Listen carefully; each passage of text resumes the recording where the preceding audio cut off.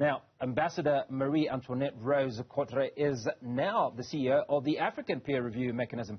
The APRM is a mutually agreed self-monitoring instrument voluntarily acceded to by the member states of the African Union. It is a means of exchanging experiences in order to promote rapid economic expansion and continental integration. Ambassador Rose Quatre from the Seychelles has held the position of ambassador to multiple AU member states. She leads government business in the National Assembly of Seychelles and is also a member of Parliament. She joins us now to discuss the new role. Ambassador, appreciate your time. Now, given your background and obviously immense experience, how do you think you will benefit, or APRM will benefit, from your appointment as the next Chief Executive Officer? Thank you, Hugo, and thank you for having me on your platform. It really is a pleasure to be talking to you from Victoria, Seychelles. I spent the last 20 years in various fields, in the fields of communications. I was a journalist like yourself, and then I've been in Parliament, like you've so rightly pointed out, and then as ambassador. I think when you've been in politics and having been an ambassador, you tend to take a bit of a pragmatic approach to life and to challenges, and this is how I intend to lead at the APRM. I think pragmatism is key in understanding issues on the ground in various member states, and in understanding how the Continental Secretariat will best deliver on its mandate. So for me, pragmatism is key, and also the ability to really understand the dynamics between member states and the dynamics between the various staff members that I'll be working with. I think understanding that, I talk a lot about contextual intelligence, and that is key. Understanding the context before any decision is made is very important, especially at such a high-level position.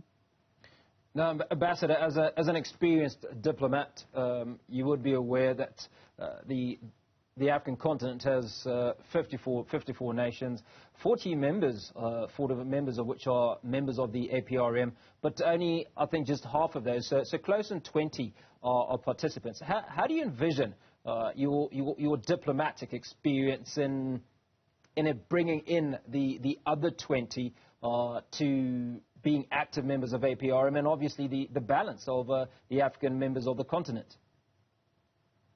I think, first of all, there needs to be a lot of discussions internally with the staff and with the member states of the APRM. I think it's a bit premature right now to talk about what sort of strategic approach I'll be taking and the APRM will be taking.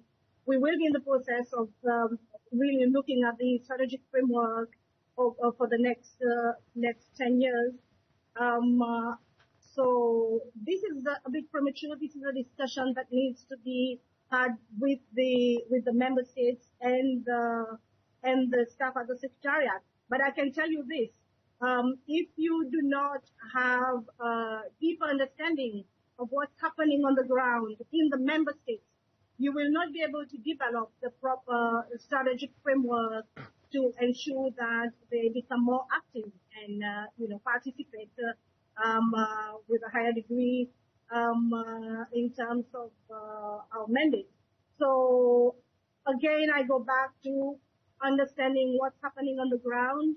And once we know and understand that, I think we'll be in a better position to develop proper strategies to address this concern. Ambassador, this is March where we celebrate women across the world.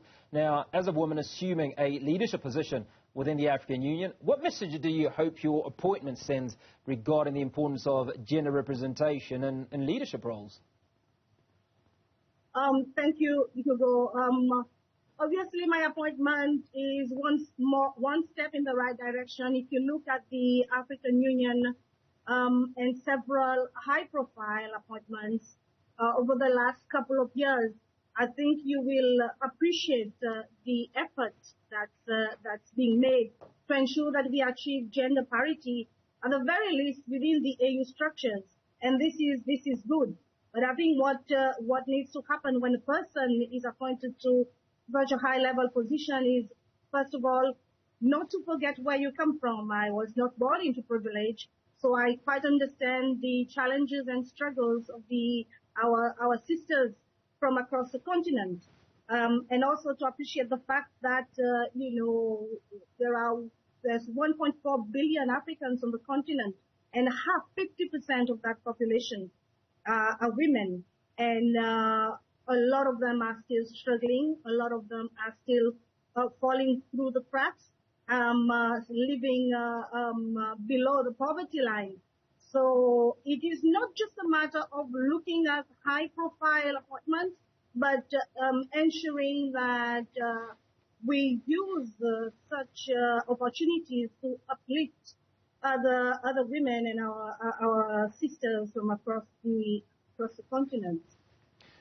Ambassador, can you share some of your priorities, initiatives that you hope, to work on during your tenure as CEO of the APRM?